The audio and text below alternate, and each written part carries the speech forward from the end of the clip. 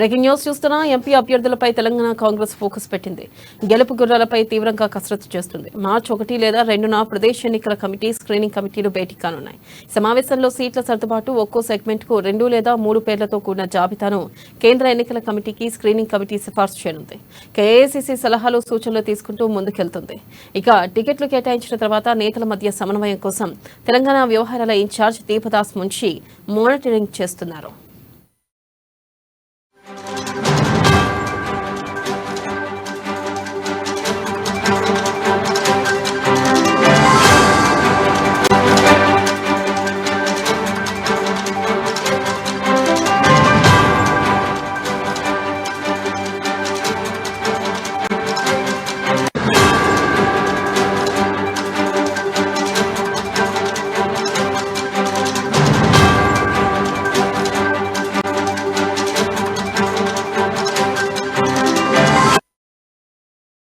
Breaking news చూస్తున్నా MP అభ్యర్థులపై Telangana Congress focus పెట్టింది. గెలుపు గుర్రాలపై తీవ్రంగా కసరత్తు చేస్తుంది. ఇక మార్చి 1 లేదా 2న ప్రదేశ్ ఎన్నికల కమిటీ స్క్రీనింగ్ కమిటీలు భేటీ కానున్నాయి. దీనిపై మరింత సమాచారాన్ని మా ప్రతినిధి హరీష్ లైవ్ ద్వారా అందిస్తారు. హరీష్, చెప్పండి, ప్రధానంగా ఇప్పుడు కాంగ్రెస్ కమిటీ తెలంగాణ ఎన్నికలపై ఫోకస్ ఇస్తుంది. మరి ఈ నేపథ్యంలో ఎంపీ టికెట్లు ఎవరికి కేటాయించే అవకాశం ఎక్కువగా కనిపిస్తుంది? రైట్ వెన్నెల కాంగ్రెస్ పార్టీ ఎంపీ అభ్యర్థులకు సంబంధించి కూడా స్పెషల్గా ఫోకస్ చేసింది. బలమైన నేతలను బరిలో దింపేందుకు కూడా తీవ్ర కసరత్తు జరుగుతుంది. ఇప్పటికే ఒక దఫా స్క్రీనింగ్ కమిటీ సమావేశం, ప్రదేశ్ ఎన్నికల కమిటీ సమావేశం నిర్వహించింది. ఢిల్లీలో కూడా స్క్రీనింగ్ కమిటీ సమావేశం జరిగింది. ఇప్పుడు రేపు అంటే 1వ తేదీ లేదా 2వ తేదీలో కూడా మరోసారి ప్రదేశ్ ఎన్నికల కమిటీ సమావేశం, స్క్రీనింగ్ కమిటీ సమావేశం భేటీ కానున్నది. దీంట్లో ప్రధానంగా ఇప్పటికే ఏదైతే 17 పార్లమెంటు సెగ్మెంట్లకు సంబంధించి కూడా 309 దరఖాస్తులు వచ్చాయి. కాబట్టి ఇప్పుడు ఏదైతే బీఆర్ఎస్, బీజేపీ అసంతృప్త నేతలంతా కూడా కాంగ్రెస్ పార్టీలో చేరుతున్నారు. కీలక నేతలంతా కూడా వాళ్ళు కాంగ్రెస్ పార్టీలో చేరుతున్న నేపథ్యం కనిపిస్తుంది. కాబట్టి ఈ స్క్రీనింగ్ సంబంధించి కూడా కొంతమేర ఆలస్యం అవుతున్నట్టుగా తెలుస్తుంది. ఎందుకంటే ఇక్కడ బీఆర్ఎస్ నుంచి కావచ్చు, బీజేపీ నుంచి కావచ్చు కీలక నేతలు కాంగ్రెస్ పార్టీలోకి వస్తున్నారు. ఇక కాంగ్రెస్ పార్టీకి సంబంధించి కొన్ని పార్లమెంట్ నియోజకవర్గాల్లో పార్టీ బలహీనంగా ఉన్నది. కాబట్టి అక్కడ అభ్యర్థి ఎంపిక పైన కూడా తీవ్ర కసరత్తు జరుగుతుంది. దాంట్లో బీఆర్ఎస్ నుంచి వచ్చే నేతను సర్దుబాటు చేయాలా, ఇతర నేతలకు సంబంధించి కూడా ఇప్పటికే పెద్ద ఎత్తున దరఖాస్తు చేసుకునే నేపథ్యం కనిపిస్తుంది. ఇక్కడ ఖమ్మం నియోజకవర్గం కావచ్చు, భువనగిరి నియోజకవర్గం కావచ్చు, చేవెల నియోజకవర్గం కావచ్చు, నల్గొండకు సంబంధించి కూడా పెద్ద ఎత్తున దరఖాస్తులు వచ్చాయి. దాంట్లో కీలకంగా అంటే కాంగ్రెస్ పార్టీకి సంబంధించి కూడా ముఖ్య నేతలు, మంత్రులుగా కొనసాగుతున్న కుటుంబ సభ్యులు కావచ్చు, వాళ్ళతో కీలక నేతల కుటుంబ సభ్యులు కూడా బరిలో దిగిన నేపథ్యం కావచ్చు. ఇప్పుడు అభ్యర్థికి సంబంధించి అక్కడ బీఆర్ఎస్ నుంచి కావచ్చు, బీజేపీ నుంచి అక్కడ కీలక నేత కాంగ్రెస్ పార్టీలోకి వస్తే ఇప్పుడు అక్కడికి సంబంధించిన ఎవరిని సర్దుబాటు చేయాలి, ఎవరిని బుజ్జగించే ప్రయత్నాలు చేయాలని కూడా మరోవైపు పీసీసీ కావచ్చు, ఏఐసీసీ ఆలోచన పడ్డట్టుగా తెలుస్తుంది. దీంట్లో భాగంగా గత అసెంబ్లీ ఎన్నికలకు సంబంధించి కూడా ఇదే కార్యాచరణ మొదలుపెట్టారు. అభ్యర్థుల ఎంపిక ప్రక్రియ కొనసాగుతున్న వేళ అభ్యర్థులను ప్రకటించే ముందు ఒక ఉద్యగుంపుల కమిటీని వేశారు. సీనియర్ నేత జానారెడ్డి నేతృత్వంలో ఆ కమిటీ పనిచేసింది. ఇక ప్రధానంగా అభ్యర్థులు ఏదైతే ఫైనలైజ్ అయిన తర్వాత ప్రకటించిన మరుక్షణమే వీళ్ళంతా ఏదైతే అసంతృప్త నేత అయితే ఎవరైతే ఉన్నారో వాళ్ళ ఇంటి వద్దకు చేరుకొని అక్కడ వాళ్ళకి సంబంధించిన బుజ్జగించే ప్రయత్నాలు చేశారు.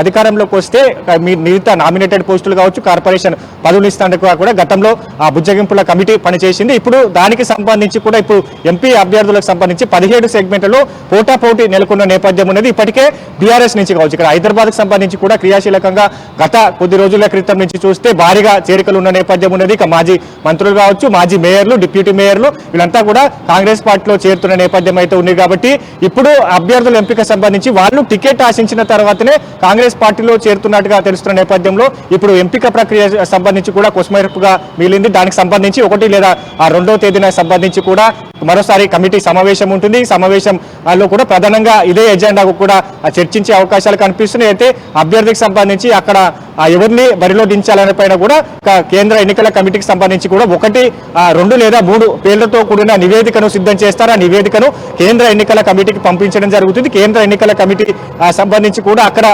అభ్యర్థికి సంబంధించిన రాజకీయ సమీకరణలు కావచ్చు, ఆర్థిక సమీకరణలు కావచ్చు, పార్టీకి సంబంధించిన క్యాడర్ కావచ్చు, ఒక అభ్యర్థికి సంబంధించిన బలాబలాలు ఖచ్చితంగా గెలిచే అవకాశాలు ఎంత మేరకు ఉన్నాయి. ఇప్పటికే కాంగ్రెస్ వ్యూహకర్త సునీల్ కనుగోలు రిపోర్ట్ అందించిన నివేదికలో అభ్యర్థి బలంగా ఉన్నాడా లేదా అనే పైన కూడా పూర్తిగా తర్జుమా చేసిన తర్వాత ఫైనల్ ని సింగిల్ నేమ్ తో కూడిన డేటాను కేంద్ర ఎన్నికల కమిటీ నివేదికను ప్రకటించే అవకాశం ఉంటుంది కాబట్టి ఇక దానికి సంబంధించిన పూర్తిగా కసరత్తు మొదలైంది. మొన్నటి వరకు 2 గ్యారెంటీలకు సంబంధించి ప్రభుత్వం అనౌన్స్ చేసే పనిలో ఉన్నది కాబట్టి ఇక పూర్తి స్థాయిలో ఇప్పుడు ఎంపీ అభ్యర్థులకు సంబంధించి మరోవైపు బీఆర్ఎస్ కావచ్చు బీజేపీ కావచ్చు వాళ్ళు ఎంపీ అభ్యర్థులకు సంబంధించి కూడా మొదటి విడతగా బీజేపీ ప్రకటించింది.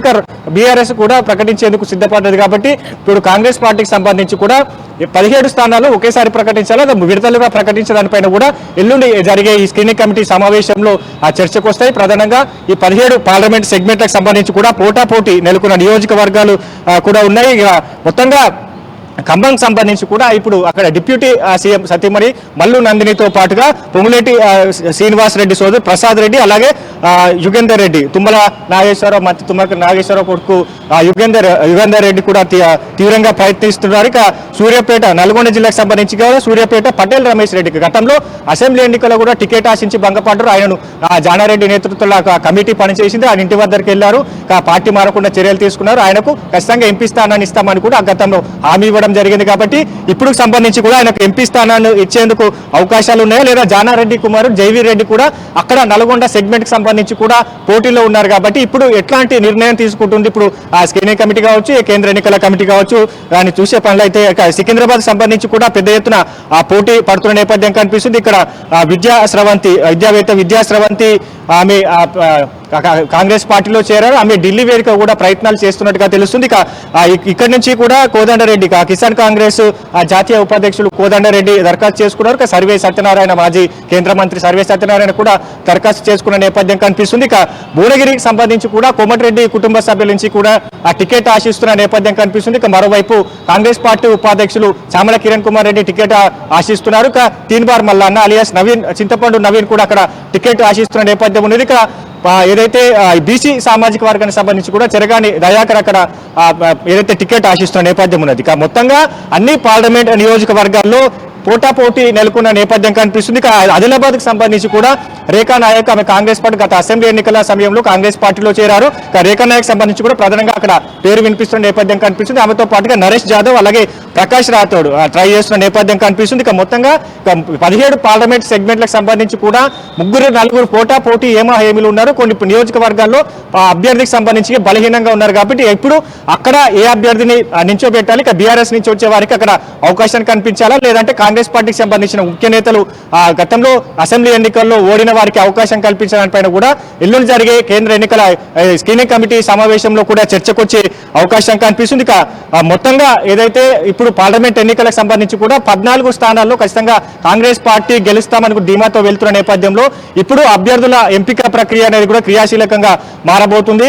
దానికి సంబంధించి ఇతర చేరికలు పెద్ద ఎత్తున పెరిగిన నేపథ్యం కావచ్చు, బీఆర్ఎస్ నుంచి కూడా కీలక నేతలు వస్తున్న నేపథ్యం కావచ్చు, మరికొంతమంది మరికొన్ని రోజుల్లో వచ్చే అవకాశం ఉన్నది. కాబట్టి ఈ ఎంపిక ప్రక్రియ అనేది కూడా ఆలస్యంగా అవుతున్నట్టుగా తెలుస్తుంది. దీనికి సంబంధించి నిన్న సభ కూడా పూర్తయిన నేపథ్యం ఉన్నది. 2 గ్యారెంటీలు కూడా ఇంప్లిమెంట్ చేశారు. కాబట్టి దీన్నే ప్రచారాస్త్రాలుగా మలుచుకునేందుకు కాంగ్రెస్ పార్టీ ముమ్మరం చేసింది.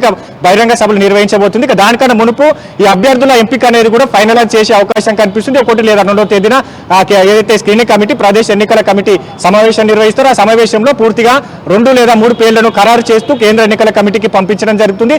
దాంట్లో సామాజిక సమీకరణలు, రాజకీయ సమీకరణలు, అభ్యర్థి బలాబలాలు, నియోజకవర్గంలో అభ్యర్థికి సంబంధించిన పూర్తి స్థాయి ఎంతవరకు గెలిచే అవకాశాల పైన కూడా ఇప్పటికీ అక్కడ ప్రభుత్వ పరంగా కూడా ఇంటెలిజెన్స్ సర్వేలు కావచ్చు, సునీల్ కానుగోలు సర్వేలు కావచ్చు, ఈ నివేదికలను ముందుగా ఉంచుకొని ఒక ఫిల్టరింగ్ చేసే అవకాశం అయితే ఉంది.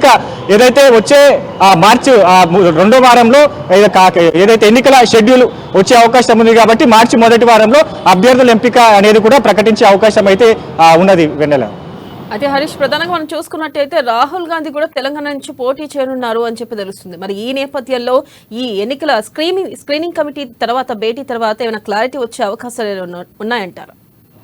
ఖచ్చితంగా ఇప్పటికే రాహుల్ గాంధీ పేరు కూడా తెర మీదకి వచ్చింది. గతంలో సోనియా గాంధీ ఖమ్మం లేదా భువనగిరి పార్లమెంట్ సెగ్మెంట్ నుంచి కూడా పోటీ చేయాలని ఇక్కడ పీఈసీ ఏకదిగా తీర్మానం చేసింది. దాన్ని ఢిల్లీ అధిష్టాన పెద్దలతో కూడా చర్చ జరిగిన నేపథ్యం ఉంది. ఆమె ఆరోగ్య కారణాల రీత్యా కూడా ఆమె పోటీలో బరిలో అంటే ప్రత్యక్ష రాజకీయాలకు దూరంగా ఉంటానని చెప్పిన నేపథ్యంలో ఆమె రాజస్థాన్ నుంచి కూడా ఎంపీ ఏదైతే రాజ్యసభ ఎంపీగా వెళ్లారో ఇప్పుడు రాహుల్ గాంధీకి సంబంధించి కూడా ఆమె తెలంగాణలో పోటీ చేయాలని ఇక్కడ పీసీసీ నేతలు కావచ్చు, CM Revanth Reddy, deputy CM Bhatti Vikramarka, మంత్రి శ్రీధరబాబు మొన్న ఢిల్లీలో వెళ్ళినప్పుడు ఏఐసీసీ అధ్యక్షుడు Kharge, KC Venugopal, Congress party general secretary KC Venugopal తో కూడా ఆ చర్చలు జరిపినట్టుగా తెలుస్తుంది. ఇక ప్రధానంగా రాహుల్ గాంధీని ఖమ్మం పార్లమెంటు లేదా నల్గొండ భువనగిరి పార్లమెంట్ లో పోటీ చేయాలని కూడా వాళ్ళు కోరినట్టుగా తెలుస్తుంది. దానికి రాహుల్ గాంధీకి సంబంధించి కూడా సానుకూలత వ్యక్తం చేసినట్టుగా తెలుస్తుంది. ఇక దానికి అధికార ప్రకటన రావాల్సి ఉంది. ఇక ఒకవేళ రాహుల్ గాంధీ తెలంగాణ నుంచి పోటీ చేస్తే ఖమ్మం నుంచి బరిలో దించాలని ఇక్కడ పిసిసి భావిస్తుంది. ఎందుకంటే ఖమ్మం సంబంధించి కూడా పూర్తి స్థాయిలో 10 అసెంబ్లీ సెగ్మెంట్లకు సంబంధించి కూడా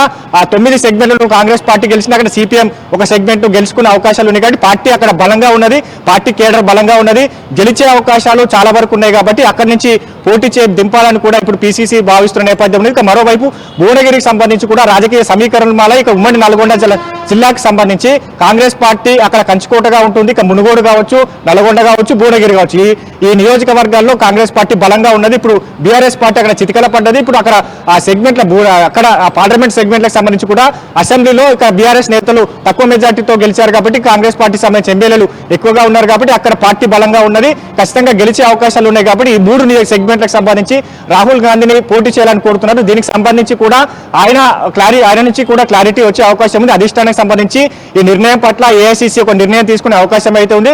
దీనికంటే మునుపు స్క్రీనింగ్ కమిటీ సమావేశంలో దీనిపైన ఆ చర్చ జరిగే అవకాశం అయితే ఉంది. Right Harish, thank you.